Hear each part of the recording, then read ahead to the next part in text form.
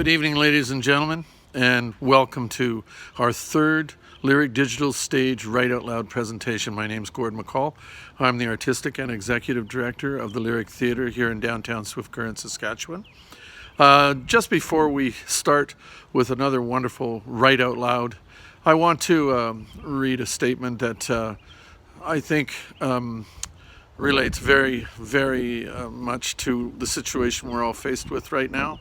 We have coronavirus, we have the economy being impacted, and now we have protests in the U.S., Canada, and around the world seeking justice for all. And of course, we support that. So for the Lyric, I want to say we stand in solidarity. The Lyric Theatre stands in solidarity with people across the USA, Canada, and around the world who march in opposition to oppression, lack of freedom of expression, and the violent suppression of free speech and basic human rights. We stand with members of the Black community, people of color, Indigenous peoples, 2SL, LGBTQ communities, and all who experience oppressive marginalization and systemic racism and hatred, including injustice of this nature that occurs in our own country.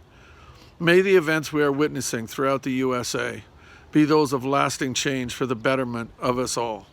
On behalf of the Board of Directors and the Artistic Executive Management of the Lyric Theatre. This is indeed a time fraught for all of us. And sometimes, honestly, reading a book can help not just take you away, but inspire you with new ideas that are contained between the covers of a wonderful book. So tonight, sit back, relax, and enjoy some wonderful authors. And I'm going to pass the proceedings on to Andrea McCrimmon from the Write Out Loud Committee, who's going to introduce the evening and our authors.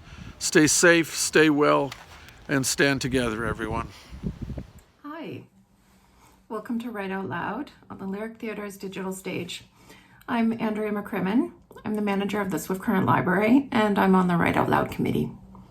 I'd like to acknowledge that I'm here on Treaty 4 territory and the traditional homeland of the Métis people. We're going through an extraordinarily difficult time right now, with outrage over racial injustice coming to a boiling point in the middle of a pandemic. We're here tonight to share literature. If you're watching, I'm sure you already know how reading gives us insight into the agony and joy of other people's lives in a way that nothing else can.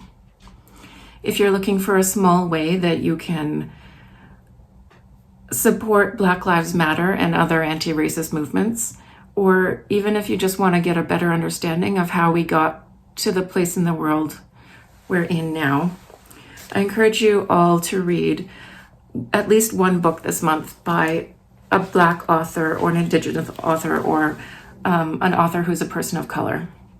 We've got lots of great books at the library that you can access shortly. We've got ebooks and e-audiobooks that are available right now, and we're happy to be starting contactless curbside pickup on June 22nd. We certainly miss seeing all your faces both at Write Out Loud and at the library, and we're very grateful that the Lyric Theatre's digital stage is here to help connect us all at this really difficult time. We've got some great authors for you to enjoy tonight. Local author Peggy Worrell is a Swift Current treasure. Here's her book. Her work draws her readers into folksy tales about ordinary people and then surprises them. Peggy's known for her plucky characters and her cheeky stories. Then Bev Brenna is a Saskatoon-based author who writes for children and young adults. She translates the things that happen in her life into fiction.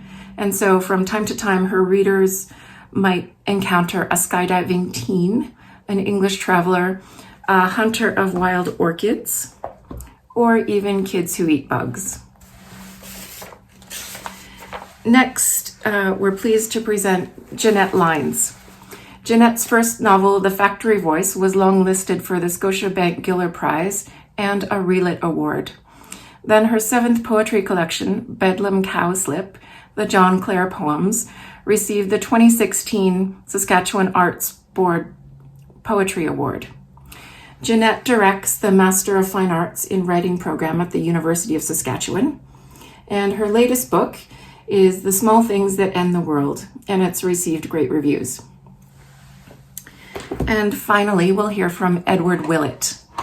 Ed is a freelance writer and performer from Regina. He's the award-winning author of more than 60 books of science fiction, fantasy, and nonfiction.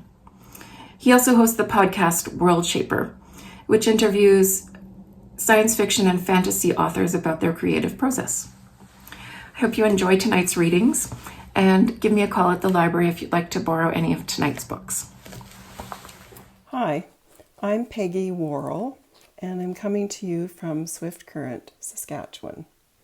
My novel in progress is about a prairie farm family, and tacked to their gate is a sign that reads Leonard Gunn and Sons, a fairly typical sign. However, one of the daughters-in-law is demanding center stage, and I will be reading an abridged version of one chapter of my novel entitled Juanita's Debut. In 1993, Ron and Juanita leave. The Gunn farm is carrying a heavy debt load and cannot support more than one family. They move to a rented townhouse in the city. Ron works at a precast concrete business, and Juanita as a cashier at London Drugs. Juanita fits in better than she did on the farm. She and her friends have boozy lunches at least once a month. What they have in common is that none of their husbands make enough money, so they all have to work. They order classy cocktails from the noon specials menu. Juanita says, "Do you remember a few years back when Dorothy Jawdry was on trial in Calgary for murdering her husband? On the news, they always called her Socialite Dorothy Jawdry. I seen it in the headline on the front page of a newspaper. I thought to myself, I like the sound of that. Socialite, Juanita Gunn.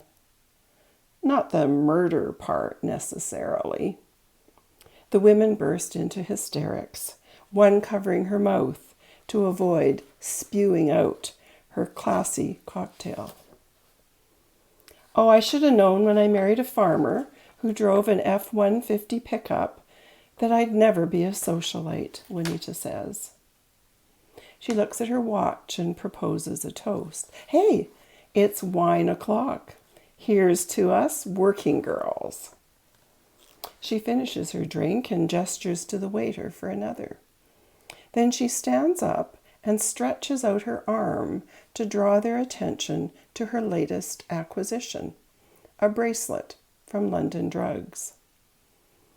Today's showstopper, ladies, is this tennis bracelet with 63 vivid square-cut rubies and 3-carat look diamonds. Her hand pauses on her forehead, then sweeps away her bangs, exposing the bracelet to full advantage.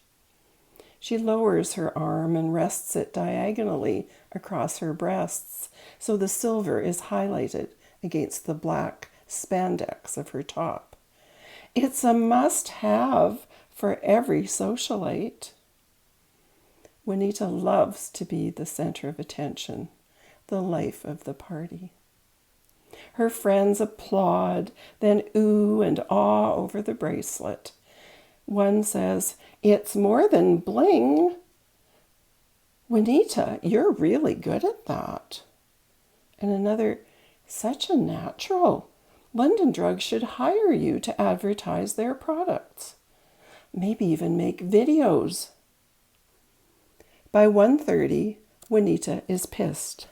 She takes a cab home. It won't be the first time her kids find her sound asleep, mouth open, on top of the bedspread when they get home from school. Ron is killed in an industrial accident. He's struck by a falling concrete panel at a construction site. The Guns think Juanita won't be able to cope, that she'll melt into a puddle, that she can't manage 2 teenagers still at home when she has never shown any signs of maturity or any money sense. But Juanita proves them wrong. She flourishes. She turns her eccentricities and passions into internet videos and becomes a sensation. She quits her job at London Drugs and accepts an offer from the Canadian Home Shopping Network, which necessitates a move to Mississauga with her daughter. They team her up with Jorge, a Latino with a heavy accent and bulging biceps, and another bulge in the crotch of his pants. Juanita and Jorge laugh and flirt and discuss the selling features of a pendant or the benefits of a sleep aid, all in 45-second segments. Juanita wears outrageous outfits and feigns a Spanish accent. "I'm Juanita," becomes her trademark closing, followed by a wink with her fake eyelashes. Like Madonna and Cher, her last name is irrelevant. She can afford to treat her widowed mother, Shirley, to a trip to Mexico. Shirley's the only one who has always believed in her. For as long as Juanita can remember, Shirley has talked about the time she went to Cancun. She was 19 and pregnant, before the wedding to be precise, but that can never be mentioned, when her husband was awarded a sales bonus, a 1-week all-inclusive at a low-end resort. His boss and several salesmen from J.D. Farm Implements traveled as a group, and Shirley had to put up with the other wives, all middle-aged. She was exposed to tourists with a range of skin colors around the pool and speaking other languages in the buffet lineups. She came home to Saskatchewan with a fresh global mindset, like paint not yet dry, and the idea of giving her baby a Mexican name, either Juanita or Juan. When the honeymoon was over, in more ways than one, her husband put his foot down and insisted on plain ordinary Canadian names for any future children, names people would be able to pronounce and spell. Juanita's siblings were named Robert, Darlene, and Betty. But he could never take away Shirley's longing for the foreign. The tour company of Juanita's choice promises mariachi bands, bottomless margaritas on the beach, a surprise at every turn, and skips the history part. Together, mother and daughter, they experience the exotic. It's Grey Cup Sunday, and the Guns, 3 generations, gather to watch the game. Lined up on the counter are bottles of rye and vodka, cans of Coke and Clamato juice, and wine coolers. The beer is on ice in a red Coleman picnic cooler on the floor. The 12 die-hard Rough Rider fans devour nachos, nuts and bolts, and chips and dip. They cheer, they jump up and sit down again. They moan and shake their fists and argue with the officials. Their team is down 7 points, just 1 touchdown. That's all they need. The halftime show is about to begin when Juanita appears on the screen. with a lime green hedge as a backdrop. One of the kids hollers, "Look, it's Auntie Juanita!" Everyone turns to watch. 4 hunky football players in uniform, 2 on each side, are doting on her. She tells them, "These earrings are 1-carat pear-cut diamonds set in rose gold." She inhales dramatically, then exhales from gems mined in the Arctic. The tall men bend over on cue for a close-up look, careful not to block the view. One even goes down on bended knee. They're so close, she must be able to smell their breath.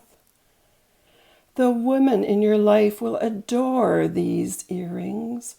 They will shine brilliantly. To think, Juanita used to be a farmer's wife, Ron Gunn's wife, mocked by his family for her frivolity. She has become a celebrity, making piles of money while remaining frivolous. The camera zooms in. She makes her head quiver just enough for her dangling earrings to sparkle. "I'm Juanita." She winks at the folks back home. The Guns, glasses and beer bottles in hand, watch the entire 30-second ad in stunned silence. My novel's not ready for publication, but my collection of short fiction, Proud Flesh, is available wherever you buy your books. Thank you to the Saskatchewan Arts Board for a literary grant, and thank you to the Lyric Theatre, Gord McCall, Terry Taves, the Write Out Loud Committee, and all of you who share my love of words. Good evening.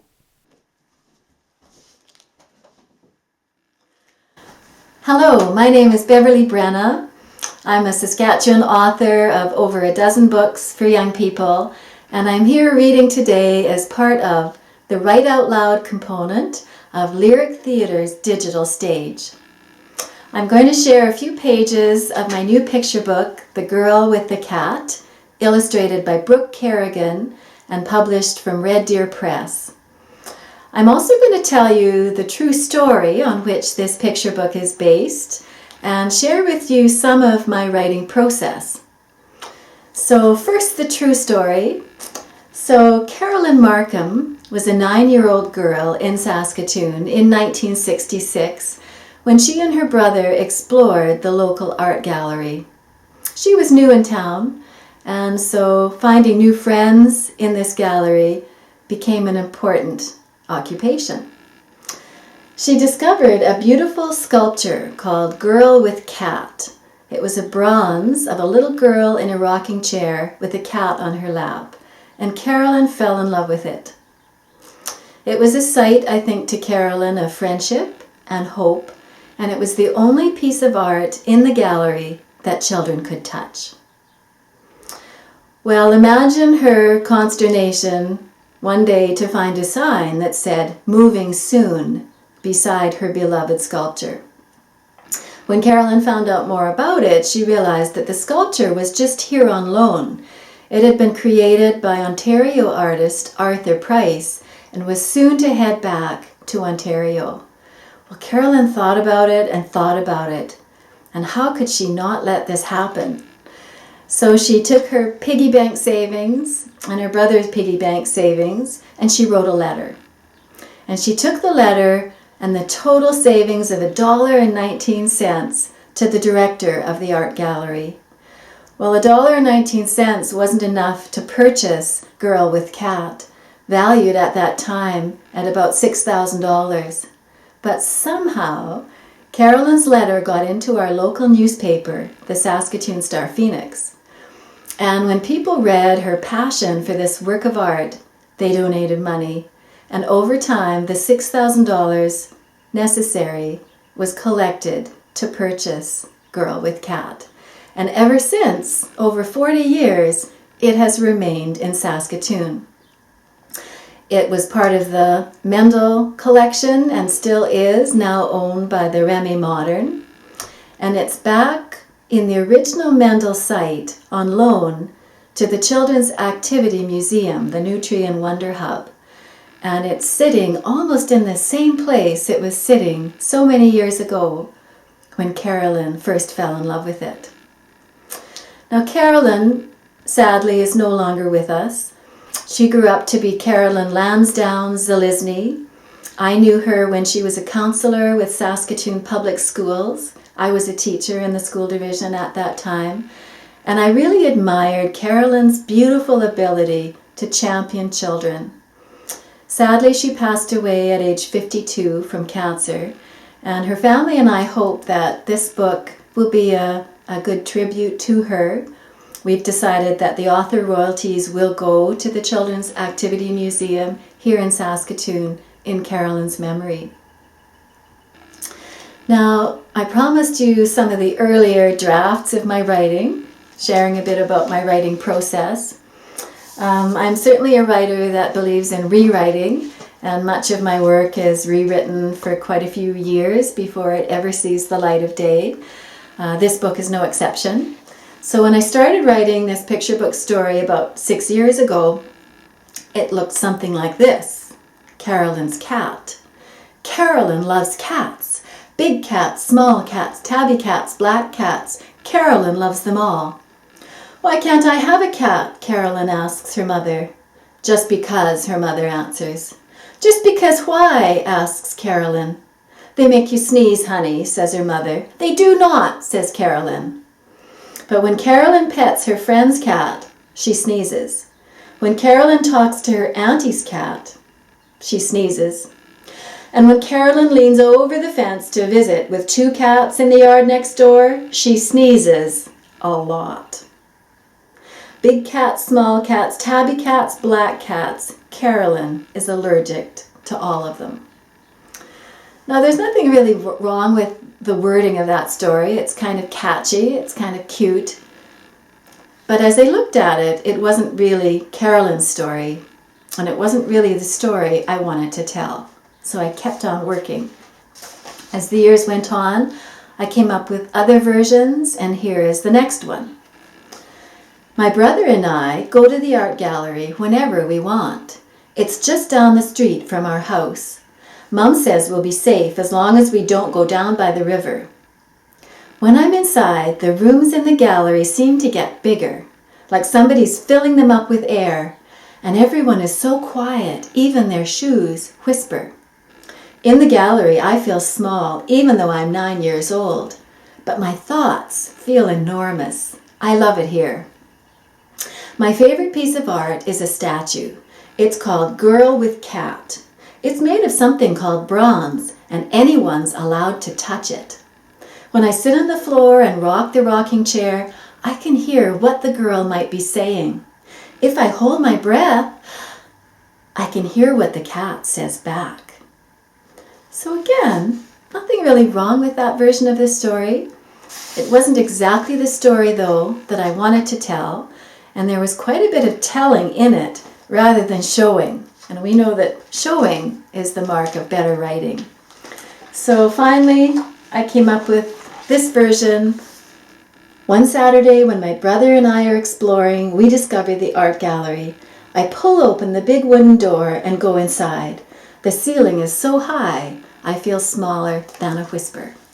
And so this book is available at the Children's Museum gift shop, at McNally Robinson, at any bookseller near you, and I'm hoping it will support our local booksellers, especially at this time. I think that art is important. I believe that life gives breath, and I think that art gives breath meaning. Drama, music, dance, creative writing, all of these things are important. And at this time in the world, I think they're more important than ever. So I thank Lyric Theatre for their digital, onstage, write out loud opportunity, and I wish them well in the times ahead, and I wish all of you well. And I think Carolyn's message here reminds us that our voices are important, and that we can make a difference. Thanks for listening. God bless you all. Hi, my name's Jeanette Lynes. It's a beautiful summer day, and I'm so pleased to be part of the Swift Current Lyric Theatre digital Write Out Loud reading series. Thanks so much for having me. I'm the author of 2 novels and 7 books of poetry and a few various and sundry other things, so thanks so much. So I just have a few pieces to read today. First of all, a poem about, guess what, pandemic. It's called Making Carrot Cake During the Plague. I have no raisins, the larder holds no coconut, no pecans, drat, out of nutmeg, short 1 egg. Oh, I saw her, aisle 5, the woman who carted last carton of eggs, perhaps in the world. Her eyes above her mouth mask told me, too bad, loser, I got here first. I do not love humanity. My languishing carrots, spongy but pressed into service. Desperate times demand carrot cake. After all, how often are we really fully up to the task at hand? I'm fresh out of spiffy similes, magnanimous metaphors, scraped last month's cream cheese from the tub. I wonder what happened to the chickens. Who am I kidding? I know full well what befell the chickens. Early farm education taught me. I think of my mother, depression years, scratching a cake into being. She had no raisins. She had no coconut. She had no pecans. No nutmeg, remaining cloves applied to aching teeth. Today, if she returned long enough to call out my BS, she'd say my not loving humanity is malarkey. She'd be right. I was just out of sorts. If she returned long enough to fashion a cake from mud, I'd eat it, barehanded, beyond happy. So, I really missed my mom during the pandemic, especially when it began for some strange reason. So the next piece is an excerpt from a personal essay that appeared in the Malhat Review not long ago. It's called Bat Rain, and maybe a bit of a trigger alert. I think there might be a couple of sort of bad words in it. Bat Rain. It can be a bird. It can be an animal. It can fold itself like a paper clip, then suddenly at supersonic speed blast wide open and fly in wild careening swoops around the bedroom, living room, or kitchen. A hairy membraned rocket. It can be a noun, bird, animal, rounded stick used to strike a ball in a game played on a diamond. It can be a verb, to bat, smack, strike, swat, thump, thwack. It's the quick-change artist from hell. It's your new roommate and you hate it. Pays no rent, splatters its guano around and never cleans up after itself. It sees with its ears. It makes no sense. And when caught, it sends out a signal, staccato of high-frequency chirps, that summons a replacement. Each new roommate brandishes a wider wingspan than the last. It never announces itself with a calling card. It just blows in at dusk or later, sometimes the middle of the night. Its schedule the opposite of yours. Once it is in, it is in. Did it even want in? You cannot tell. You cannot tell what on God's hoar-frosted earth it wants. You need it to stay far from your hair. You need it gone. It's an after-hours deal. At night, you call the building manager, who thankfully answers his cell even though the office is closed. And while you wait, panicked behind your closed bedroom door, he catches it in a box. You hear its panicked squeaks inside the box, and you suppose for a second you should pity it, for no creature wishes capture, but you don't. You're glad it's trapped. It won't be killed in any case, but sent boxed across the river to the university, toxicology, tested for rabies, then released. The old manager, a handsome man with a Scottish accent, arrived after hours to capture it. He brought his son, a freckled boy of about 10, who, seeing the chittering little thing with its single claw jutting from its wing, declared it cool. But the kid didn't have to live with it. Would he like one hanging out, a little bag of night above his Harry Potter poster? You doubt it. The new building manager, all macho swagger, scoffed at your terror as he snagged it, bagged it. He laughed at the whole thing, saying where he came from, in France, bats were everywhere, mouse-eared and much larger, often in his flat, and no big deal. His Batwoman jokes weren't funny either. But you lacked swagger, and nothing could cure your phobia of it either in its noun form or verb form. No grammar could contain it. When you live alone, that's just how you want to live, alone. Everyone has a bat story. You learned this during those 3 years of invasion. You became the ancient mariner, compelled to grind out your woeful tale to whoever would listen, and the echoes returned to you. More bat yarns. These did not make you feel better. Your story was special. Worse. This was no game played on a diamond. You'd worked hard to build a home, and it was torn down, wing by wing. In retrospect, you find it sad that you told bat stories as a form of social survival. But you had to concede there was something to bats. They proved the only topic that never seemed to bore people or send their eyes handward to check their phones. Those little animal-bird hybrid bastards commanded attention. You've been flitting between tenses, past, present, now again, then, now then, that's how tense the bat rain. The bat years unmoored you, corroded your quality of life, your very mental health. When you live alone, a hermetically sealed space is essential. Porosity is the enemy. Nothing should get in. People said you should do something about your bat problem. You told the building manager, a snarky brat who supervised the after-hours guy managers who caught the bats, she had to do something. She sent a young hooded hipster to your apartment, Newman, the bat guy. He bounced around a little beepy light and said, "They're not here. I'm not feeling it." But of course they returned. Writing this makes them return as fretting, trebled sound waves, and even now, whenever some rapid, flicking shape catches your peripheral vision, you gasp, swerve in avoidance. A reaction internalized from living in a bat cave for 3 years, the same period as your torturous divorce proceedings. Bats, divorce. This connection wasn't lost on you. Nasty little echoes of grief, dark invaders, dusky, sharp-toothed arrows, messengers stabbing the new life you attempted to build. You have mail. Bloody great. Always the same news. You failed. You failed as a wife, a life builder. In your developing genre of post-wife solitude, you hung art and arranged furniture and designed a cozy healing space with a split-leaf philodendron. But the shadow world was having none of it. Our best-laid plans are batshit. So that was from my essay, Bat Rain, recently appeared in the Malhat Review. And I have one more poem for you. I think you'll find it a little more upbeat. When all this is over, buzz phrase of our days, mantra of our mornings, motto of afternoons, more silver each fleeting moment. When all this ends, we'll meet on some lavish patio, hire fire eaters, clowns, a live band. When things return to themselves, we'll take a sushi making class, Zumba, hike a crazy high hill, learn to write in iambic tetrameter, grasp what that even means. Beg to hear that dreadful joke one more time. Yes, beg to hear it in person, to behold every beautiful crack on the teller's face in full light. When all this is over, fill in the blank. When the world rights its tilt, we'll sing badly pop songs in blissed dissonant notes in the mall while doing the moonwalk badly. When nights return to how they were, I'll love you better. You can take that to the bank when the bank reopens. Thanks very much again, Lyric Theatre Digital Write Out Loud reading series. Cheers. Hi, I'm happy to be doing this reading as part of the Write Out Loud component of the Lyric Stage Digital Theatre. My name is Edward Willett. I am the award-winning author of more than 60 books of science fiction, fantasy, and non-fiction for readers of all ages.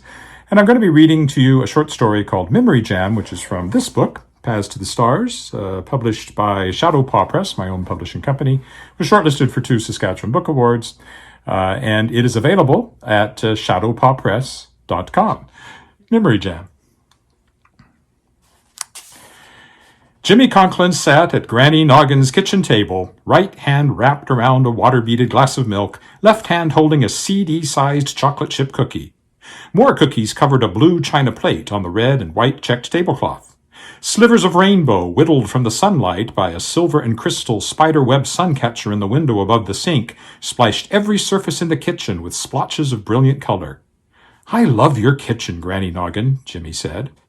Granny Noggin poured tea into a gold-rimmed pink china cup and brought it over to the table. She sat down across from Jimmy. "I love it too, Jimmy." "It's my favorite place in the whole world." Jimmy took a bite of cookie. "I could stay here forever," he mumbled with his mouth full. "When you're here visiting me, it's my favorite place too," Granny said. She sipped her tea. Jimmy polished off the cookie in 2 more big bites. "I don't have any grandmas of my own, you know," he said as he picked up another one. "They both died when I was little. But they couldn't have been as nice as you." Granny clucked her tongue. Now then, Jimmy, I knew your grandmothers. They were wonderful women. I didn't say they weren't. Jimmy took a drink of milk. I just said I bet you're nicer. Granny smiled. Well, it's very kind of you to say so, Jimmy. The doorbell rang. Excuse me. Jimmy nodded, wiping milk off his mouth with the back of his hand. Granny got up and went into the hallway. Jimmy amused himself trying to find all the rainbows in the kitchen. The ones on the floor were easy, but the ones hiding on the walls were harder because Granny had lots of other stuff on her walls. Most of one wall was covered with ribbons from the Creelmore Agricultural Fair. All blue ribbons, and all for things like Best Traditional Chocolate Cake with Homemade Icing, and Best Low-Fat Carrot Muffin, and Best Whole Wheat Bread, and even Best Beet Pickles. Yuck, Jimmy thought. One whole row of ribbons was for jams and preserves, all from the same year. Swept the competition, Jimmy murmured, and took a big bite of cookie. He heard voices in the hallway, but didn't pay much attention. It's just that I've been very depressed lately, Granny, and I was wondering if maybe some of your sunny day jam? Hazel Jardine recommended it. Of course, dear, that was Granny's voice. I could use a birthday. A birthday? A long pause. All right. I could use a birthday too, Jimmy thought. I'll be 9. It seemed a very old age to him, although he knew that grown-ups were many times that old. His gaze slid across the wall to a picture of Granny Noggin. He didn't know when it had been taken, but she hadn't changed much. Same round face and round figure, same apple cheeks, same white hair drawn up in a bun. She even had on the same kind of clothes he always saw her wearing, a dress in a bright flowery pattern and a frilly checked apron. The same pair of round spectacles perched on her button nose. I wonder how old Granny Noggin is. Granny bustled back in. Mrs. Islington was just here, Jimmy, she said. She'd like some of my extra special sunny day jam. Would you like to help me find a jar? You bet, Jimmy said. He jumped up, but took a moment to take another big swig of milk before following Granny down the rickety wooden stairs that led from a door in the kitchen into the basement. At the bottom of the stairs, the only natural light came from 3 small windows set at ground level, so grimed with dirt and cobwebs that they turned the sunniest day into apparent gloom. But that was okay. What Jimmy liked in the basement was the other light. It poured like rich, thick paint down the walls and over the floor from the rows and rows of jam jars on the shelves that lined every wall of the basement, except for the corner where the furnace and water heater lurked like sulking dragons. The light came in every color the slivers of rainbow in the kitchen could boast, and then some. Some jars shone with the deep blue-green of the ocean in a When Sharks Attack video. Others glowed as yellow-orange as a campfire, or as purple as the bug zapper outside the Take-a-Lickin' ice cream stand downtown. Inside some jars, something roiled and churned like tornado clouds, gray and threatening, spitting out occasional blue-white flashes. But the ones Granny went to, filling a whole shelf, gleamed pure white like bottled sunshine. Now, let's see, she murmured. For Mrs. Islington, something from 1954, I think. Oh, I know I have one here somewhere. She rummaged about on the shelf, momentarily leaving Jimmy to fend for himself. He trailed his fingers idly along the shelves, reading labels. Beach Fun had 3 distinct layers, one sunny, one sand-colored, one blue and white. Starry Night was a deep dark blue scattered with glittering pinpricks of light. Well Met by Moonlight glowed a faint silver, and First Kiss a delicate pink. And then there was another called Naughty But Nice, which was almost black, but gave Jimmy a funny feeling in his insides when his finger trailed across it. 1947, 1973, he heard Granny Noggin muttering to herself. Heavens to Betsy, I know I have one. I must have misshelved it. Jimmy's aimless wandering had taken him back to the furthest corner of the basement, the dark one behind the water heater. For the first time, he noticed a cabinet back there, tucked almost out of sight. He opened it, revealing 3 shelves of rather ordinary-looking jars, each glowing a pale yellow. Jimmy liked their looks at once. He picked one off the shelf and looked at its label.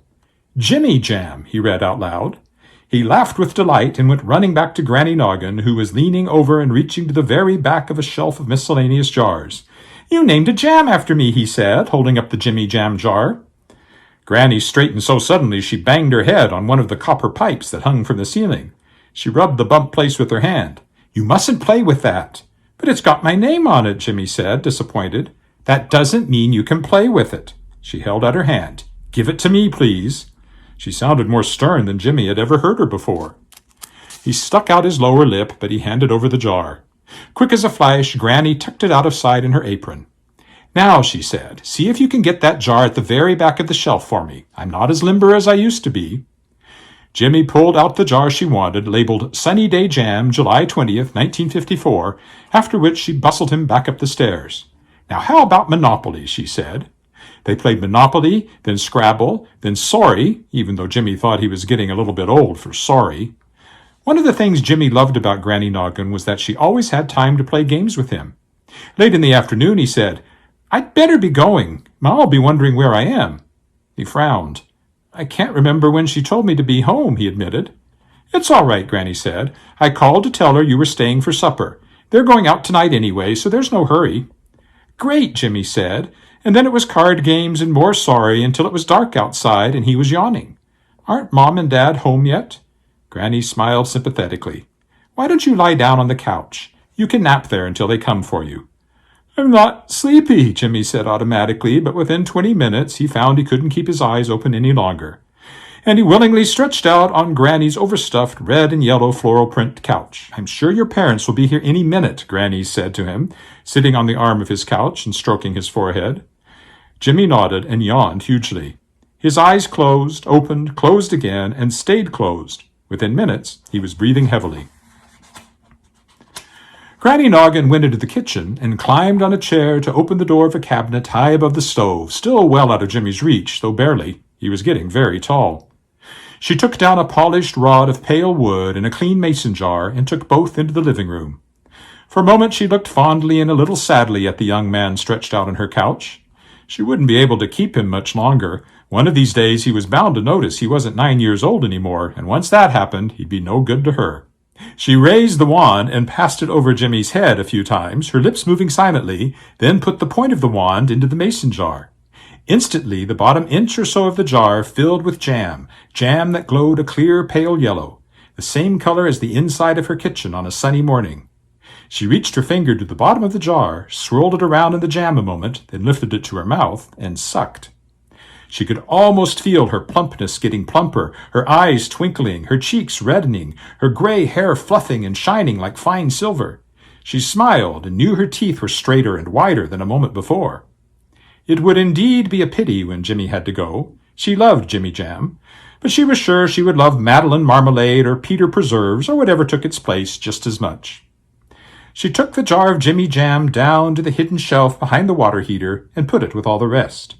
Tucked even further out of sight were 3 or 4 unlabeled jars containing an unappetizing brown mess, the memories of everyone who had known Jimmy before he had ridden his bicycle past her door one morning 4 years ago and answered her call to come inside for cookies.